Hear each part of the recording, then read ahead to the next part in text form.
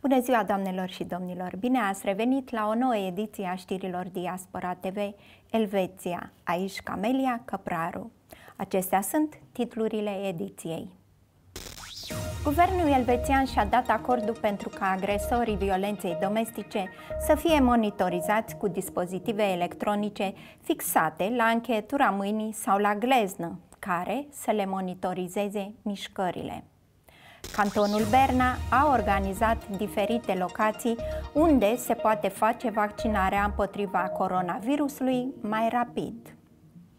Diaspora TV Elveția a lansat un videoclip de sensibilizare în 15 limbi intitulat 10 motive pentru care ar trebui să vă vaccinați împotriva coronavirusului.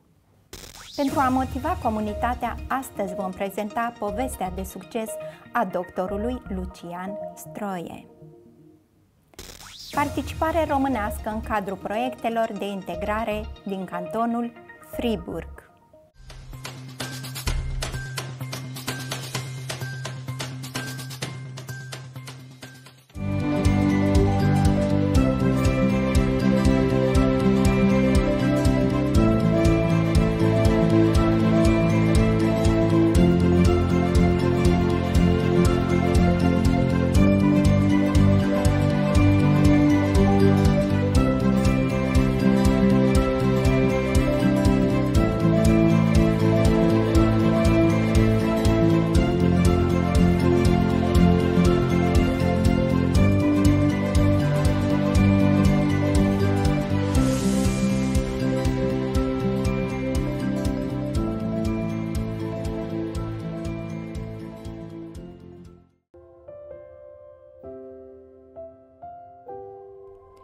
Să treci peste trauma provocată de violența domestică nu se întâmplă pur și simplu peste noapte, ci trebuie să faci pași mici zilnic. Fie ca astăzi să fie momentul în care începi să privești spre viitor. Vorbește, rupe tăcerea, cere ajutor, zi stop violenței domestice.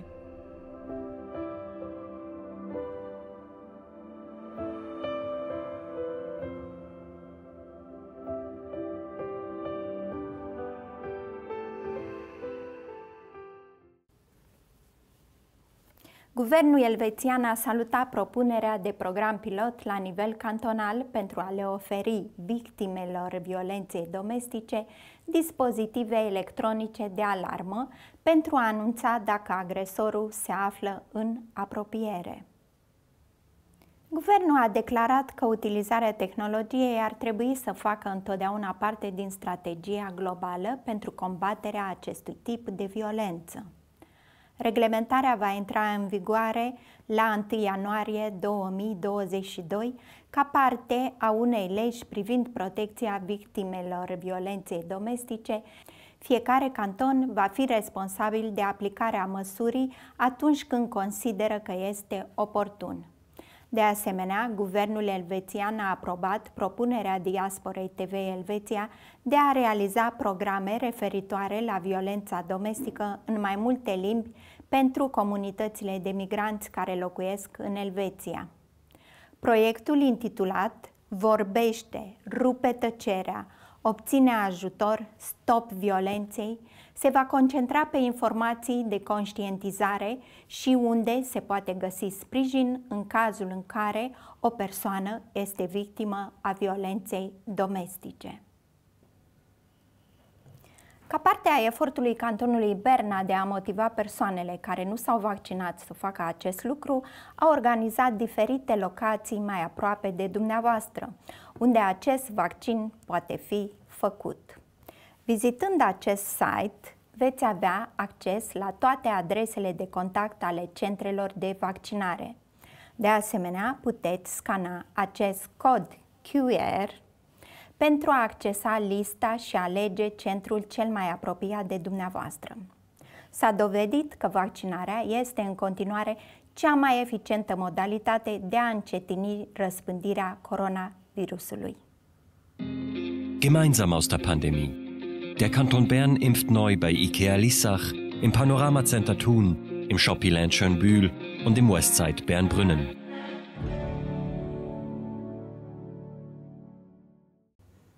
De asemenea, din aceeași campanie de măsuri realizate în Elveția, videoclipurile Diasporei TV Elveția conțin 10 dintre cele mai populare mituri despre vaccinare. Scopul principal este de a informa și de a educa persoanele migrante cu privire la importanța vaccinării și de a furniza realități legate de cele 10 mituri. Această campanie este realizată în 15 limbi diferite. Ginecologul român doctorul Lucian Stroie, stabilit în Zurich, a avut amabilitatea de a ne arăta clinica sa, procedura zilnică și de a ne reaminti importanța prevenției. Le-a explicat telespectatorilor noștri despre sistemul medical elvețian. Haideți să vedem cum își desfășoară activitatea și ce are de spus. Este important pentru noi ca pacientele să se simtă pe mâini bune, că pot avea încredere deplină, pentru că ne pasă și ne implicăm 100%.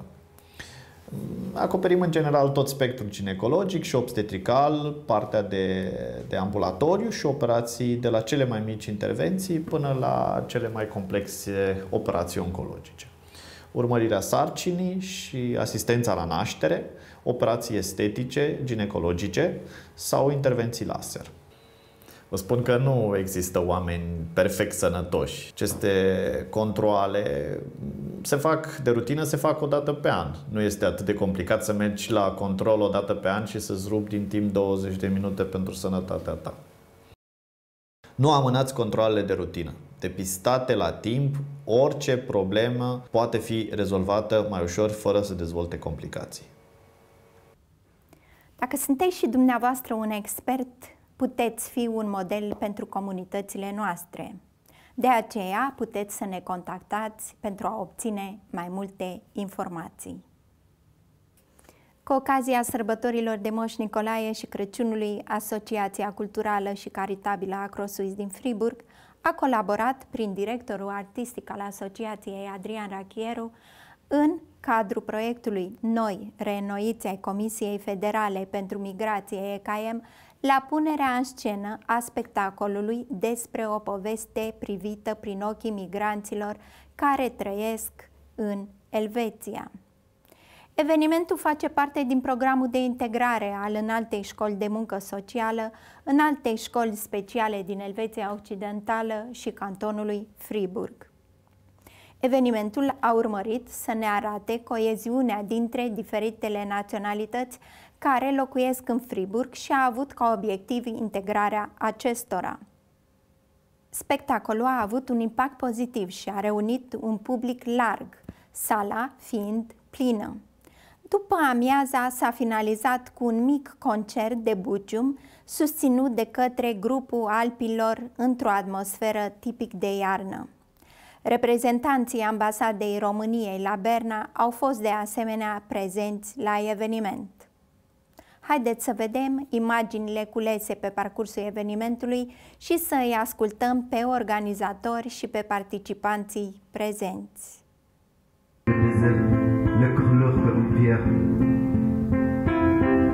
Mémorable. Il se lancèrent jusqu'à la voûte divine qui nous façonne... Au moment où la côte des épices a croisé la côte des injustices, le mal et le fils, le mal et le fils.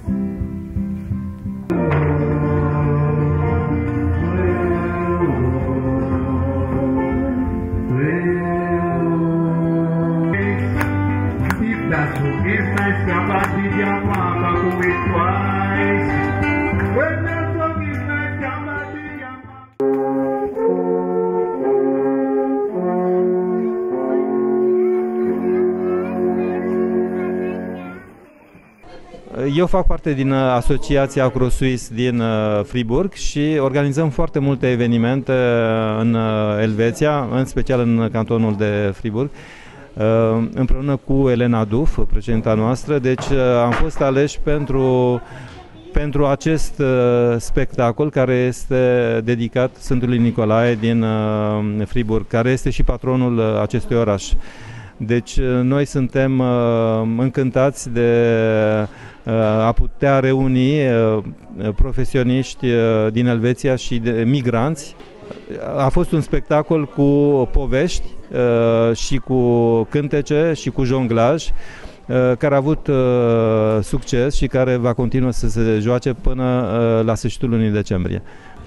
Suntem astăzi aici ca să vorbim despre prietenul nostru de profesie geniu, Adrian Rachieru. Adrian Rachieru este unul din membrii diasporei istorice din Elveția, pe care îl cunoaștem din ceea ce a scris, o peniță extraordinară, foarte sensibilă, vine din domeniul ingineresc, a fost șef de promoție la Politehnica din București și îl regăsim aici, de fapt eu l-am regăsit aici acum 20 de ani, scriind piese de teatru, astăzi ne-a dus la Friburg pentru Sfântul Nicolae. S-a plimbat și a pus păpucei bine curățiți în 40 de sinonime, ne-a adus pe toți migranți de suflet, de inteligență, de spectacol, de culoare, de dans, a jonglat cu noi și cu domnișoara Joel pe scenă și ne-a dat un moment de extraordinară emoție. Aș dori să veniți să vedeți acest spectacol sau măcar să vă uitați puțin pe partea de video pe care Diaspora TV vă oferă.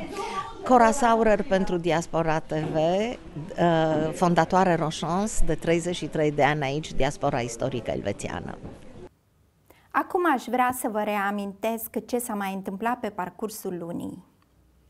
Ambasadorul României la Berna, excelența sa, domnul Bogdan Mazuru, a transmis un mesaj comunității românești din Elveția cu ocazia Zilei Naționale a României 1 decembrie. Și de asemenea a avut o ședință online cu reprezentanții comunității. Pentru cei care nu au avut ocazia să-l asculte, puteți să ascultați un pasaj în continuare din mesajul dumnealui. Pentru mine este însă și o ocazie de a prezenta la început de drum, în calitate de nou ambasador, gândurile și prioritățile noastre în ce privește dezvoltarea relației dintre România și Elveția și în special consolidarea legăturii cu comunitatea românilor din Confederație. De asemenea, în scurta perioadă de când mă aflu aici, am avut bucuria să cunosc tineri remarcabili care studiază la universitățile elvețiene și români care au performanțe solide și desfășoară afaceri de succes, inclusiv în domenii de vârf. De aceea, o prioritate va fi și sprijinirea întreprinzătorilor români în identificarea oportunităților de afaceri și de cooperare în Elveția.